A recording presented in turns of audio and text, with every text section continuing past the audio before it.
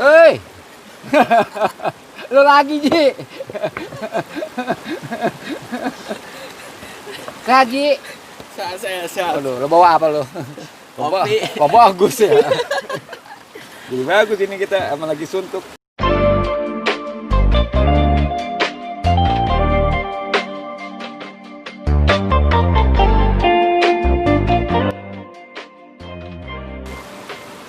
Balik lagi bersama gua di sini, Ozi Baba.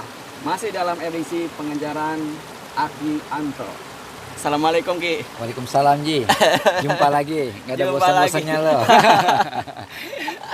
Langsung aja Ji, apa ini bisa gue bantu nih? Gue sebel diikutin terus. Oke Ki, saya datang sini dalam penasaran ya. Tentunya dalam terapi. Saya tahu terapi, sebagaimana juga orang tahu terapi. Tapi jujur, saya nggak paham terapi itu apa. Terapi kalau nggak salah itu sebagaimana layaknya istilah-istilah di dalam dunia medis atau kedokteran. Dan dia banyak lahir di negara Yunani. Dalam bahasa Yunani itu sendiri kata terapi uthia ya, atau pengobatan. Sinonim berarti dia. Sinonim. Menurut sudut pandang medis atau kedokteran, kata terapi sinonim dengan kata pengobatan. Oke. Kemudian di antara psikolog, kata terapi mengacu pada kata psikoterapi. Bisa dipahami? Bisa Ki. Secara umum saya bisa pahami. Jadi definisi terapi adalah pengobatan. Sama ya? Ya, pengobatan. Sinonim dari pengobatan sama aja ya? Itu gini, terapi atau pengobatan adalah ya sebuah remediasi, kita lah kurang lebih. Sebuah remediasi medis yang mengikuti diagnosis. Oke. Terang ya? Terang. Jadi seperti itu. Oke. Terus sebenarnya ada tiga, itu yang pertama Ki. Yang kedua soal terapan Ki. Oh, ini tahapan. Pertanyaan kedua berarti ya? Pertanyaan yang kedua, tahapan yang Aki praktekkan untuk mengobati atau terapi para pasien ini. Tentunya memang sebuah keharusan. Jadi mengikuti dasar-dasar psikoterapi. Dalam psikoterapi itu ada kata terapi yang terdiri daripada 3 bagian, Ji. Yang pertama itu terapi profilaksis ya. Yang pernah kita bicarakan tempo hari. Kemudian ada abortif. Dan suportif. Bisa dijelaskan secara singkat Ki dengan bahasa yang saya pahami Ki. Gitu. Iya, jangan-jangan Aki juga nggak paham tuh ngomong. Maklum sekolah di pohon bambu Ki. Jangan pakai bahasa yang rumit Ki. Agar saya paham Ki. Profilaksis Ki adalah sebuah terapi atau pengobatan yang dilakukan untuk pencegahan akan munculnya sebuah penyakit pada organ tubuh Ji. Berarti bisa dikatakan sehat Ki ya? Sehat. Jadi Aki mengobati orang yang sehat. Pusing kan Ji? Jadi banyak Ji oleh karena pendidikan, terbukanya wawasan tentang pentingnya sebuah kesehatan gitu ya. Orang walaupun dia tidak sakit, dia memeriksakan dirinya ke dokter dengan melakukan pemeriksaan secara utuh, medical check up lah itu bahasa kedokterannya gitu. Jadi itu pun bisa Aki lakukan, kurang lebih seperti itulah.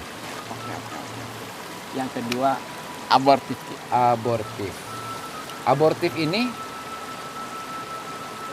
Aki memutus mata rantai ya.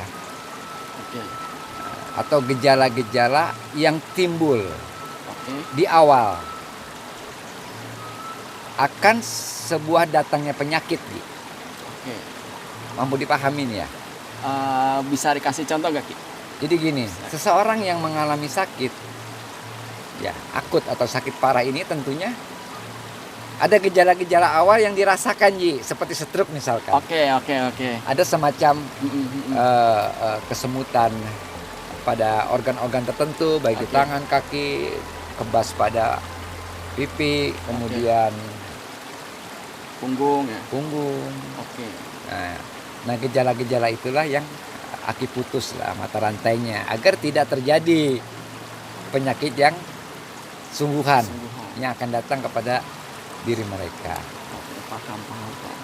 Jadi Jadi diputus ya. diputus. Kalau tadi pencegahan atau profilaksis, apa tadi? Profilaksis ya, itu Profilaksis. pencegahan atau dalam bahasa Oji apa itu kerennya itu? Preventif. Ki. Preventif ya, preventif saudara ya. Nah, yang terakhir nih yang tadi Aki sebutkan suportif. Ki. Suportif. Jadi suportif itu Aki tidak melakukan pengobatan. Baik pengobatan fisik, pengobatan oral atau memberikan asupan obat-obatan pada tubuh tidak. Tetapi Aki hanya memberikan support, semangat. Semangat ya. Tentunya ada teknik-teknik yang harus dilakukan. Ya, oke. Nah, seperti Aki melakukan teknik hipno ya. Nah, ya Uji tahu tuh hipnoterapi. Dan Aki beberapa tahun juga mempelajari tentang hipnoterapi. Jadi memberikan semangat kepada diri orang yang sakit, baik itu dia dalam posisi profilaksis, dalam posisi dia abortif. Nah, ini Aki bisa lakukan. Jadi memberikan support, semangat, karena Semangat ya. seperti yang Oji tahu bahwa tingkat kesembuhan pada diri seseorang itu 70% ada pada dirinya sendiri. Benar, Ki. Gitu. Benar. Aki sebagai terapis, dokter, profesional kesehatan yang Aki maksud itu hanya memiliki andil 10%. 10% ya. Oral atau obat-obatan yang dikonsumsi yang memiliki andil 20%. 20%. Begitu Ji. Paham. Ki. Mudah-mudahan dipahami Ji ya. Paham. Ya maafin Aki Ji. Nggak apa-apa, Ki. Iya, maklum sekolah di papan bambu. Ki. Yuk, Satu lagi, Ki. apalagi Ji. Datang jauh-jauh. Satu lagi, Ki. Iya. Tentang tentunya prinsip yang Aki jalankan selama pengobatan si pasien, Ki. Aki punya prinsip nggak, Ki? Cakep nih pertanyaan. Yang itu Aki mampu jawab kayaknya. Nah, gitu Ji ya. Karena Oke, itu oke, memang yang oke. harus Aki pegang teguh. Oke. Ya, Aki memiliki 3 prinsip Oh, sama berarti 3 juga ya, nih ya. dalam pengobatan. Aki memiliki prinsip ilahiyah, Oke, ilahiyah, prinsip ilmiah, ilmiah, dan prinsip alamiah. alamiah. Ilahiyah Oke. dibenarkan menurut sudut pandang agama Mm-mm, atau nilai-nilai religi. mm-mm, Ilmiah, mm-mm. pengobatan yang Aki lakukan harus benar menurut sudut pandang medis atau ilmu pengetahuan atau riset-riset and teknologi gitu. Jadi susah nyebutnya. Ilmiah tuh ya. Ilmiah. Jadi ini sudah diriset oleh para akademisi. Dan tentunya Aki juga melalui bisa dikatakan sekolah ya, Ya pendidikan Ji. pendidikan. Melalui pendidikan yang tentunya juga ada kertasnya tuh. Ya butuh kagak butuh sih Aki mah butuh terapannya aja Oke, gitu kan. ijazah. Ya gitu dah, sertifikat tapi ijazah kagak tahu dah itu mah gitu. Oke. Aki mah resep bae gitu. Otak Aki udah nggak nyambung Ji dalam bahasa medis misalkan, tapi setidaknya Aki juga harus tahu itu.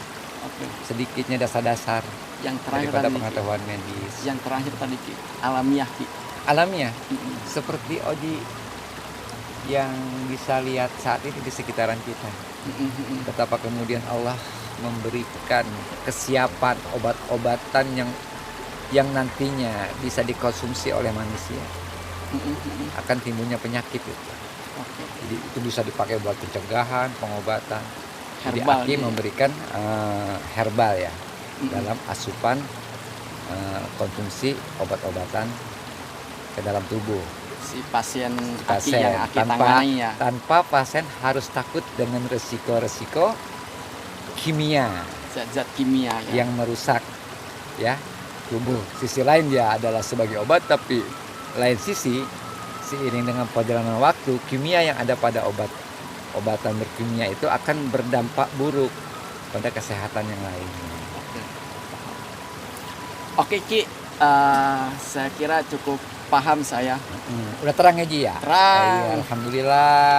Maafin Aki sekali lagi Ji. Sama-sama Ki, maafin Iya, saya yang dengan- selalu ganggu. dengan kondisi-kondisi. Ya, memang Aki sekarang sudah terapannya udah bukan teori lagi Ji ini. Oke, oke, Gitu oke. ya. Jadi sudah melakukan praktek-praktek ya insya Allah.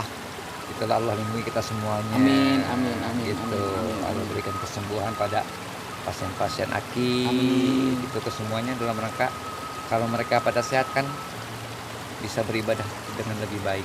Amin. Tentunya itu Ki tujuannya. Amin. Bisa beraktivitas kembali, bermanfaat untuk keluarga. Amin. Thanks Ki atas waktunya Oke Ji. untuk hari ini. Oke guys, itu aja dari Oji Baba.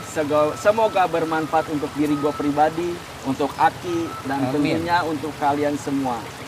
Sekian dari Oji Baba. Wassalamualaikum warahmatullahi wabarakatuh. Waalaikumsalam warahmatullahi wabarakatuh.